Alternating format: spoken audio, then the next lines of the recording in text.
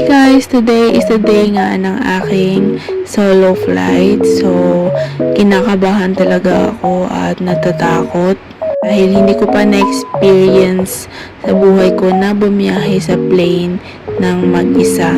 So, ito na nga yung plane na sasakyan ko. Ito ay Cathay Pacific Airline and economy class lang tayo, syempre. Saka ba nakakita ng mag first class tapos OFW ka, diba? So, sorry nga sa video capturing ko kasi napaka galaw-gaw tapos malabo. So, this time kasi naka-Android phone pa rin tayo. Upon entering nga dito sa airplane, talagang excited na ako at saka syempre nakakakaba. And ito talaga, first time ko talagang sasakay ngayon dito at ito na talaga exciting part. Hinahanap ko na yung aking upuan and hindi ko ina-expect na sa bintana pala yung seat ko. So hindi ko siya naitanong doon sa check-in baggage nung mag-ano ako. Nagulat na lang ako pag hahanap ko. Ito pala yung seat ko. So ayan, nasa A tayo. And nakakatuwa yung Cathay Airline at saka yung plane nila. Napakaganda.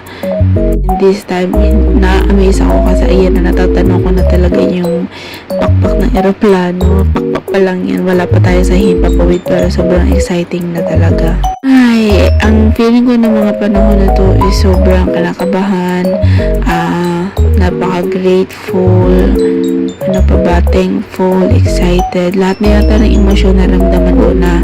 And while nandito nga ako sa plane, umiiyak-iyak pa ako dyan. And then alam mo na talagang seryoso na talaga to and hindi ko na alam. Bahala na talaga sa akin si Lord. And ayan, bye-bye Philippines na talaga. Sobrang liit na mga bahay dito sa Pilipinas. Alam mo yun, parang, ewan. Kaya na lang yung humusga. My feeling is so amazing. First time talaga na OFW and first time ko sasakay ng plane. First time mapapalayo sa pamilya ng sobrang tagal. So, amazing at sobrang nakakalungkot din talaga. Pero at the same time, nakakatuwa kasi panibagong opportunity ito at experience sa buhay ko. So, ito na talaga, bumibilis na yung plane at talagang nasa himpapawid na kami this time. Dito pa rin mga ito sa Pilipinas and hindi pa nakakalayo. So, ayan, sobrang natatanaw nyo yung mga bahay dito sa atin. Grabe, no? Sobrang liit.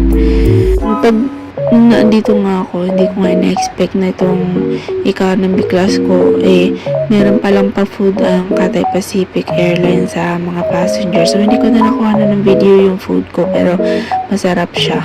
While enjoying the view, tapos kumakain ka pa. Siyempre, bago ka mag-land, kailangan busog na tayo. Thanks God, kasi na-experience ko to. So, ayan, natatanong ko. Hindi ko alam kung anong part ito ng Asia. Pero sobrang ganda. Wala pa tayo sa Hong Kong this time. Puro mga ulap lang. Ito din yung first time ko na nakakita ko yung mga ulap sa mga ganitong kalapit. Diba? Sobrang cute. Now, we arrived na here in Hong Kong. And bye-bye na. Welcome Hong Kong na talaga. Alam mo yun. Sad, sobrang excited. Everything talaga. Wala akong masabi. Ito yung first journey ko ng biyahe dito sa Hong Kong. Si kuya na nauna sa akin, siya yung katabi ko doon sa upuan ko. Sa upo din, napakabait niya, tsaka Pilipino siya. Kasi padaan-daan ako dun sa harapan para mag-toilet. So, napaka-ano lang niya, gentleman. Pinapadaan niya lang tayo palagi. So, hindi ko naman na pinuna ng video. And then, eto na, pupunta na kami ng immigration. So, sobrang kabado. Nasa isip ko lang ng mga oras na to, go with the flow. Sumunod ka lang sa mga tao. Tinatandaan ko talaga yung mga nakita ko doon sa loob ng plane para may idea ako kung sakali mawala ako at para syempre may susundan tayo, diba? Ganun yung atake ng isip ko. Susundan ko lang yung mga nakasabay ko dyan sa plane at kung saan sila pupunta, doon din ako pupunta. And then kung may chance na makapagtanong ako sa mga nakakapag-English na staff dito sa airport, magtatanong tayo, okay? So dito pa lang sobrang na-amazed na ako.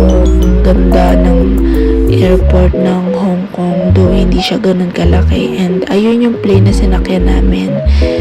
Ayan, so kinunan ko pa ngayon ng picture and then di ko na siya na-attach dito. So, basta sobrang great lang talaga na itong experience ko papunta dito sa Hong Kong airport. So, nakaka-amaze lang at saka ang lamig ng airport nila. Malamig pa sa airport natin dyan sa Pilipinas.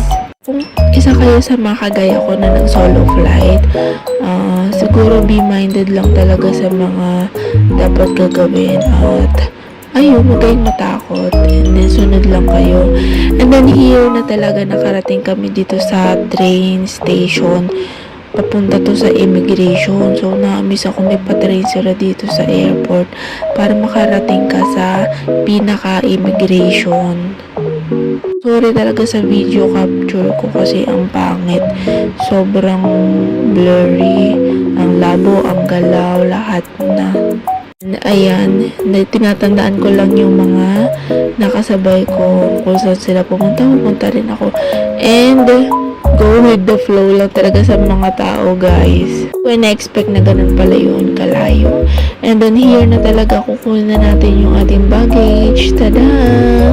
Here's my luggage na and then punta na tayo sa may arrival hall para naman maghanap ng ating mga kasama kasi sabi sa akin may susundo sa akin dito na staff ng agency, so wala pa akong idea kung ano yung itsura niya, sino siya, anong pangalan niya, anong suot niya, and then I just need to contact my broker para malaman kung sino at saang part ako dito mag-iintay, diba?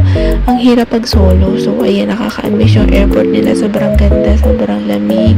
So, this time, nakita ko na yung mga kasama ko and then kailangan namin mag-change ng damit na binigay ng agency. And then, after nito, sakay na kami ng bus. Ito yung bus na may second floor, tapos airport bus siya. Nasa baba yung mga luggage namin. Ayan. And then, pagkababa namin, nakarating kami dito. Hindi ko alam kung anong station to. Pupunta daw kami sa medical. So, agad-agad magpapamedical kami. Next stop nga namin ay ang mag-medical and then kakain daw muna kami. Ganito na lang yung aking video. Thank you for watching. Bye-bye!